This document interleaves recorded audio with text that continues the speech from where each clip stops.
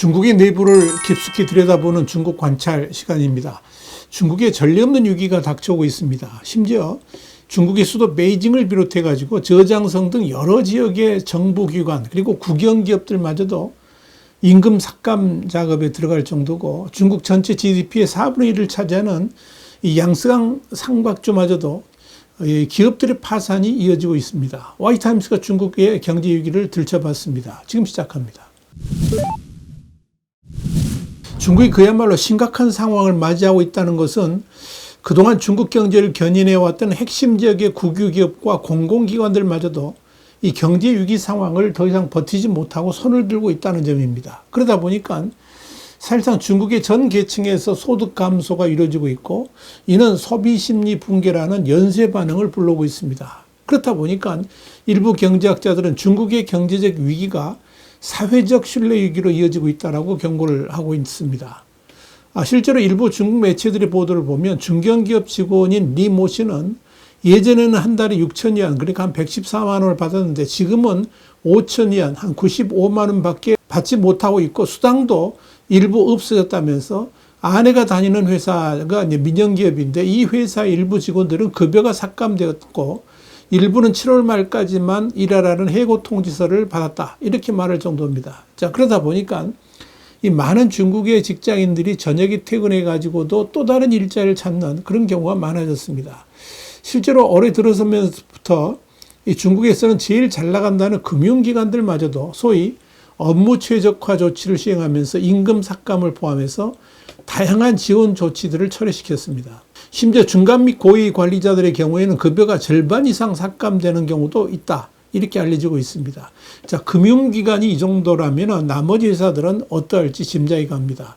여기에 공무원들마저도 대대적인 임금 삭감이 벌어지면서 이 공무원 사회마저 위기감이 감돌고 있습니다. 문제는 임금 삭감이 매년 추가로 이루어지고 있다는 겁니다. 저장성 재정부는 지난해 예산안을 발표했는데 국유 토지 양도 수입이 무려 25%나 줄어들면서 행정 지출 감소는 물론이고 인건비 삭감까지 이루어지게 된 겁니다.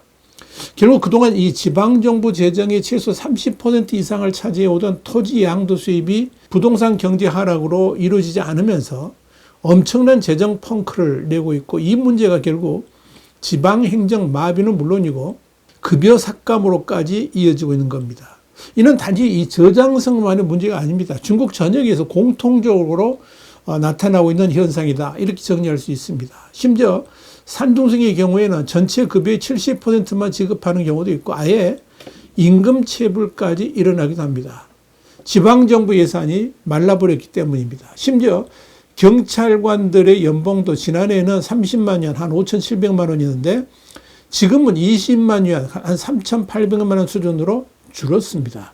둔간시 한 국유은행 중간관리자도 2년 동안 급여를 30%나 삭감을 했고 성과급도 거의 전액 삭감됐다라고 밝혔습니다. 이와 관련해 중국의 현실을 예리하게 전파하는 리 선생님은 당신의 선생님이 아니다라는 X계정은 산둥성의 한 블로그에 현재 재정난을 폭로했는데, 부동산 브로커인 그는 지난 2년간 토지 매각 등의 부동산 거래가 한 건도 없었다면서 그만큼 해당 지역의 부동산 거래가 없어지다 보니까 그 지역 지방정부는 아예 예산이 고갈되면서 공무원들에게 출장비는 물론이고 공공지출 경비마저 전혀 지급하지 못하고 있다고 설명했습니다. 그만큼 지방정부들이 지금 최악의 경제 상황을 맞고 있다는 겁니다. 이렇게 지방정부를 포함해서 국영기업들마저 임금 삭감에 비용 지급을 제대로 해주지 못하다 보니까 당연히 소비 심리는 극히 위축될 수밖에 없습니다. 자, 그러다 보니까 상인들은 대대적인 가격 할인을 해서라도 소비를 일으키려 하지만 그럼에도 소비자들이 지갑 열지 않아서 악순환은 계속되고 있는 겁니다. 이와 관련해 장수성 경제학자인 우친슈에는 국유기업의 임금 삭감, 민영기업의 폐쇄, 또 상인들 간의 극심한 경쟁이 지방재정 악화에 지속적인 징후라면서 정부는 국민을 관리할 돈이 없고 아무도 돈을 쓰려 하지 않는다. 시스템 내부의 임금 삭감부터 일반 서민의 소비 붕괴까지 사회 전체가 조용히 하향식 긴축 사슬을 형성하고 있다, 이렇게 말했습니다. 우춘시는 이어서 공무원 급여 삭감은 시작에 불과하다고 생각한다면서 진짜 문제는 국민의 소비 의욕이 사라지고 기업들의 발전에 대한 신뢰가 사라지며 사회 전체의 경제적 상상력이 위축되고 있다는 것이다. 이렇게 짚었습니다. 우춘시는 지금 중국 경제 상황을 정리해 보자면 퇴행, 디플레이션, 급여 삭감, 신중한 소비라는 단어로 요약할 수 있다면서 사회적 신뢰 붕괴는 이미 시작되었고 이는 심각한 위기를 불러올 수도 있다라고 진단했습니다. 이와 관련해 골드만삭스도 16일 인구 감소와 주택가격 하락에 대한 기대감이 투자 심리를 계속 압박함에 따라 향후 몇 년 동안 중국 대도시의 신규 주택 수요가 2017년 최고치 대비 75% 낮은 수준을 유지할 것으로 예상한다고 발표했는데 이런 골드만삭스의 비관적 전망은 침체된 중국 부동산 시장은 물론이고 중국 경제의 미래에 또 다른 그림자를 드리우고 있습니다. 여기에 대해서 블룸버그는 골드만삭스 애널리스트의 보고서를 인용해서 인구 감소와 도시화 둔화는 주택 수요가 감소하고 있음을 시사한다면서 주택 소유주들이 빈 아파트를 매각함에 따라 중국의 투자 수요는 마이너스로 전환될 수 있다라고 전망했습니다. 문제는 중국의 부동산이 회생하지 못한다면 경제의 회복 또한 요원하다는 것입니다. 중국 국가통계국 16일 발표한 자료를 보면 한때 중국 경제의 5분의 1을 차지했던 중국의 부동산 부문은 수년간 과잉 공급과 부채에 시달리고 있음을 확연하게 알 수가 있습니다. 중국의 5월 신규 주택 가격은 7개월 만에 최고치로 하락하면서 이 중국 당국의 경기 부양책 효과가 전혀 먹히지 않고 있다는 것을 보여주고 있습니다. 심지어 저렴한 주택을 제외한 전국 70개 대도시의 신규 주택 가격은 4월 대비 0.22% 하락했는데 이는 4월에 0.12% 하락보다 높은 수치입니다. 이는 2023년 5월 이후 지속된 제로 성장 추세가 여전히 지속되고 있음을 시사합니다.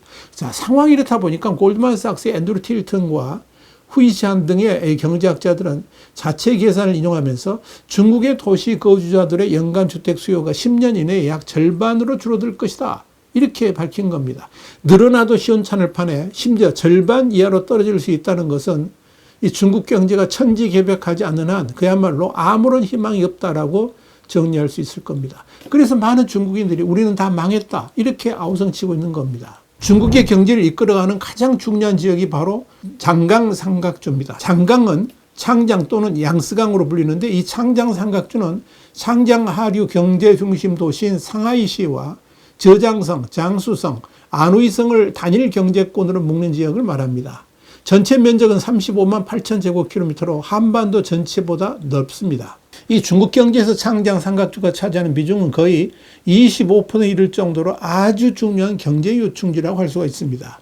그런데 지금 창장 삼각주에 속한 기업들마저도 파산의 물결이 일고 있습니다. 그래서 학자들은 중국의 현재 경제 상황이 단순한 경기 침체가 아니라 구조적인 문제를 드러내고 있다고 지적할 정도입니다. 중국의 창장 지역 매체들이 전하는 바에 따르면 소셜미디어 플랫폼 더윈과 유챗의 사업장 폐쇄 소식이 끊이지 않을 정도로 창장 삼각주의 경제 상황은 심각합니다. 이 창장 삼각주가 이 정도라면 중국의 다른 지역들의 형편은 보지 않아도 뻔합니다.